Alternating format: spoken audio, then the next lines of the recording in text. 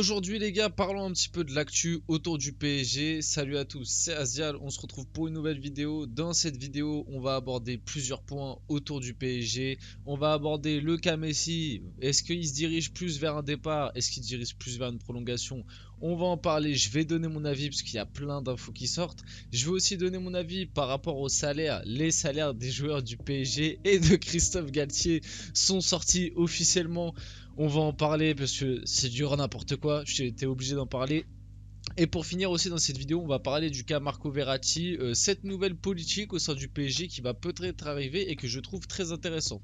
En tout cas, passons directement à la vidéo, mais comme d'habitude, avant que la vidéo commence, n'hésitez surtout pas, je vous le dis tout le temps, mais ça vous prend 2 minutes et c'est gratuit. Le petit like, le petit abonnement, le petit commentaire, ça fait toujours plaisir. Bref, passons au vif du sujet, le cas Léo Messi. Le PSG commence à admettre qu'aligner Lionel Messi, Neymar et Kylian Mbappé provoque un important déséquilibre. C'est bien, hein, c'est bien. Du côté du PSG, on se rend compte 2 ans trop tard que déjà que quand on avait Neymar et Mbappé, deux mecs qui courent pas, ça parlait de déséquilibre à longueur de temps, c'est-à-dire tout le temps on disait ah oui mais le PSG, le problème du PSG c'est qu'il y a les deux devant qui courent pas, ça crée, ça coupe l'équipe en deux, et nous ce qu'on s'est dit côté PSG, bah tiens on va rajouter Messi, voilà, on va rajouter Messi à l'alchimie. Non mais plus sérieusement, comment ça, on commence à s'en rendre compte que maintenant? Honnêtement, moi je vous l'ai toujours dit, parce qu'en fait, quand nous, supporters parisiens ou d'autres gens ou certains, on dit cet argument que Messi, Neymar, Mbappé, ça ne peut pas fonctionner et que du coup, le mieux c'est que Messi parte parce que Messi est en fin de contrat, elle est là la réalité. Si Messi avait un contrat avec le PSG sur les 3 prochaines années, bah, je vous dirais à l'heure actuelle, honnêtement, Neymar est peut-être celui qui est préférable de faire partir. Mais Neymar, la réalité, c'est qu'il a un contrat jusqu'en 2027, qu'il a un très gros salaire que personne viendra chercher, alors que Messi, il est libre dans 3 mois. Donc on ne peut plus jouer avec les trois, ce n'est pas possible, ça ne fonctionne pas. Il faut garder Mbappé, parce qu'Mbappé, c'est le seul des trois qui est capable de prendre la profondeur, et même c'est le seul des trois qui a un profil différent. Mbappé et Messi, ça n'a rien à voir. Messi a le côté beaucoup plus créateur, beaucoup plus technique, bien meilleur dans la dernière passe, et même un petit peu ce côté tir de loin que n'a pas Mbappé. C'est-à-dire que Messi, il peut t'enrouler des petites balles à 25-30 mètres, alors qu'Mbappé, c'est très rare qu'on le voit marquer vraiment de loin, entre guillemets. Mbappé, c'est plus proche de la surface. Bref, Neymar est plus du profil à Messi. Alors qu'entre Mbappé, Messi et Neymar, il y a rien à voir. Vous voyez, Mbappé, c'est un mec qui va plus prendre la profondeur, qui est beaucoup moins dans la création et qui est plus dans la finition. Donc voilà, c'est bien qu'on s'en rende compte, mais je trouve ça un peu tard et que du coup, on va pouvoir aborder le sujet principal de la vidéo, Lionel Messi. Lionel Messi va prolonger d'une saison au PSG avant de partir pour la MLS. Donc ça, c'est ce que Marca a sorti. Pareil, un Marca, pour ceux qui connaissent pas, journal espagnol. Bon, hein, les infos des journaux espagnols, faut prendre ça avec des grosses pincettes. Ensuite, il y a une autre info qui a été sortie par une personne, je ne sais pas qui c'est, Gaston Edou ou Gastonnet, je n'en sais rien. Léo Messi attend le FC Barcelone, mais il n'a pas rejeté le PSG pour l'instant. Paris va formuler une seconde offre.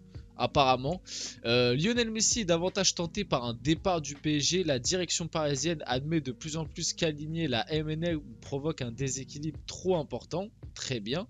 Et pour finir, la dernière info vis-à-vis de Léo Messi, la femme et les enfants de Lionel Messi veulent retourner vivre à Barcelone, et ça c'est As qui l'a sorti, donc un autre journal espagnol. Bon, si je dois donner mon avis, je vais me remettre sur la photo de cette photo là qui est un peu plus jolie. Si je dois donner mon avis sur toute cette histoire, moi, mon avis, honnêtement, je vous le dis, je pense que Léo Messi, lui, a envie de retourner au Barça. J'en suis sûr à quasi 100% que le choix premier de Léo Messi, c'est de retourner au Barça. Mais maintenant, il y a des réalités économiques. Et à l'heure actuelle, Léo Messi, il n'est pas débile, hein, même si on se moque de lui des fois, oui, c'est un autiste et tout. Léo Messi, il n'est pas débile, ou alors il est très bien conseillé, je n'en sais rien. Mais il sait très bien qu'à l'heure actuelle, économiquement, ce que lui propose le PSG, pardon, aucun autre club dans cette planète un minimum intelligent, on va dire sportivement, pourra lui proposer ça. S'il retourne au Barça, moi j'ai vu que ça parlait de 10 millions à l'année. 10-15 millions, j'ai vu que le Barça serait prêt à offrir. C'est quand même 2 voire 3 fois moins que ce qui touche à l'heure actuelle au PSG. Rendez-vous compte, avec tout l'amour qu'il a pour le Barça, je remets pas ça en question. Messi, je pense que voilà, le Barça, c'est le club de sa vie, etc. À l'heure actuelle, on va pas se mentir, c'est un être humain. Si le PSG lui propose, comme ça a l'air d'être parti, d'augmenter son salaire, moi je trouve ça complètement débile que le PSG augmente son salaire. Mais bon, d'après les dernières informations, le PSG a l'air pour lui augmenter un petit peu son salaire.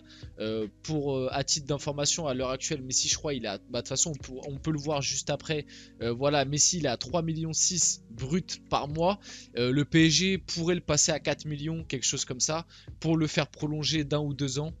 Moi, je trouve, honnêtement, comme je vous l'ai expliqué, j'ai aucune haine envers Messi, mais pour l'intérêt du club et même financièrement parlant, économiquement parlant, pour moi, cette prolongation est mauvaise. Et pareil pour celle de Sergio Ramos. Pour moi, si on prolonge Sergio Ramos, c'est complètement débile. Mais bref. Donc pour moi, la réalité, le pourquoi du comment je pense que Messi n'a pas fermé la porte au PSG, c'est que je pense qu'il attend que le PSG lui fasse une vraie offre, une offre avec une augmentation, et que si cette offre arrive, il choisira le PSG, et si jamais il voit que le PSG lui propose peut-être un salaire un peu moindre, ou alors que en termes de contrat ça lui propose qu'une année, un truc comme ça, peut-être qu'il choisira le Barça. Mais à l'heure actuelle, économiquement, le Barça ne peut pas lui offrir ce qu'il a au PSG. Et croyez-moi que Messi, malgré tout, je pense qu'à l'âge où il fera malgré tout le choix de, entre guillemets, le choix de l'argent. Voilà, c'était mon avis un petit peu sur le sujet. Passons du coup aux chiffres qui sont sortis. Seuls les joueurs du PSG occupent le top 10 des plus gros salaires bruts en Ligue 1 selon l'équipe. Donc c'est approximatif, mais bon, l'équipe a sorti ça. Je pense que la plupart des chiffres s'avèrent vrais. On va parler des salaires. Et en fait, moi, les salaires, bon, les trois premiers, Mbappé, Neymar, Messi, bon voilà, vous voyez les chiffres, des chiffres astronomiques.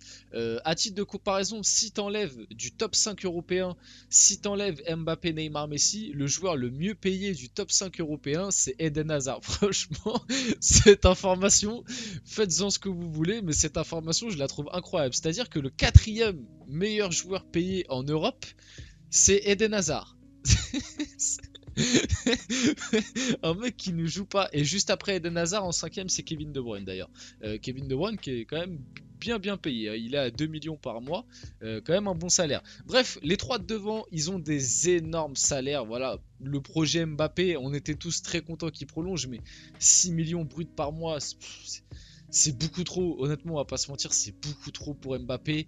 Neymar 3,7 millions par mois, c'est pareil, c'est beaucoup trop pour le nombre de matchs qu'il joue et le niveau qu'il a eu ces dernières années. Même si cette année il fait une bonne saison, si tu prends son niveau global depuis le Final 8 en 2020, Neymar il mérite pas 3,7 millions. Là, bah, vous voyez là, Messi il est à 3,4 millions alors que sur la créa d'avant il était à 3,6 millions. Bon. Voilà, bon, on va dire 3,5 millions pour arrondir. Bref, moi ces trois là, honnêtement, vu ce que ça rapporte au club, c'est même pas tant dérangeant que ça. Même Marquinhos, voilà, capitaine, il est là depuis quasiment 10 ans. Verratti, pareil, il est là depuis 10 ans. Hakimi, il fait quand même partie malgré tout des meilleurs latéraux droits du marché. Genre à l'heure actuelle, Hakimi doit être sûrement top 3, top 5 meilleurs latéraux droits du marché, même s'il est un peu décevant. Donnarumma, c'est peut-être un peu cher, mais pareil, je l'accepte parce que honnêtement, en gardien de moins de 25 ans, citez-moi un mec qui est meilleur que Donnarumma. Honnêtement, il n'y en a pas beaucoup. Essayez de trouver. Je vous jure, vous allez voir qu'il n'y en a pas beaucoup des gardiens de moins de 24-25 ans meilleurs que Donnarumma. Là, ça commence à me gêner par contre. Là, Ramos qui prend 800 000 euros par mois.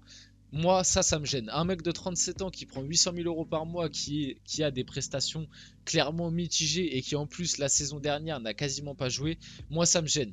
Juan Bernat, c'est pire, 730 000 euros par mois, donc c'est du brut, hein. Bien évidemment c'est du brut, mais après je crois que le PSG paye les impôts de certains joueurs, donc en fait, si par exemple le PSG paye les impôts d'Mbappé, et ben en fait Mbappé prend 6 millions directement dans sa poche puisqu'il n'a pas besoin de payer ses impôts avec ses 6 millions bruts. Bref, ça c'est des magouilles financières, on n'est pas là pour parler de ça. Bernat à 730 000 euros par mois, sachant qu'au moment où il y a eu cette prolongation, il revenait des croisés, ça me gêne. Honnêtement, Bernat va falloir, je pense, quitter le club parce qu'à ce prix-là, c'est une honte. Mukiele, qui on le rappelle, au moment où on le prend, c'est un bon joueur, hein, Mukiele, rien à dire. Mais le gars était passé remplaçant à Leipzig derrière Simakan. 700 000 euros par mois.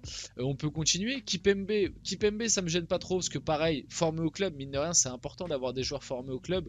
640 000 euros par mois, c'est pas hyper choquant. Alors là, cette triplette là, cette quadruplette là, pour finir là, le Fabian Ruiz, Renato Sanchez, Carlos Soler, Ekitike, là ça fait mal. Ekitike, 400 000 euros par mois, 5 millions à l'année. Ouais, d'accord. Quand tu vois le peu de minutes de jeu qu'il a eu, etc., et son rendement sur le terrain, c'est honteux. Carlos Soler, on rappelle, qui a été pris à Valence, certes, qui était un bon joueur de Valence, mais Valence qui est quand même 19ème de Liga cette saison, 500 000 euros par mois. Je sais pas combien il touchait avant, mais il devait être très loin de cette somme-là. Renato Sanchez, qui sort de 2 saisons avec Lille, où il joue même pas la moitié des matchs, 540 000 euros par mois. Et Fabian Ruiz, à la limite, je l'accepte un peu plus, mais quand on voit son rendement sur le terrain cette année, c'est vraiment une honte.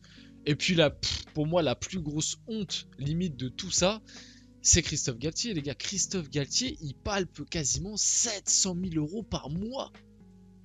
Sachant qu'on a payé 15 millions, je crois, à Nice pour qu'il le libère. Ce club est tellement mal géré. Bref, pour finir cette vidéo, on va parler un petit peu d'une info qui peut peut-être révolutionner le club de manière positive. Le nouveau contrat de Marco Verratti au PSG repose sur une stratégie de rémunération qui récompense sa performance sur le terrain. Plus il joue, plus il gagne, et du coup, moins il joue, moins il gagne.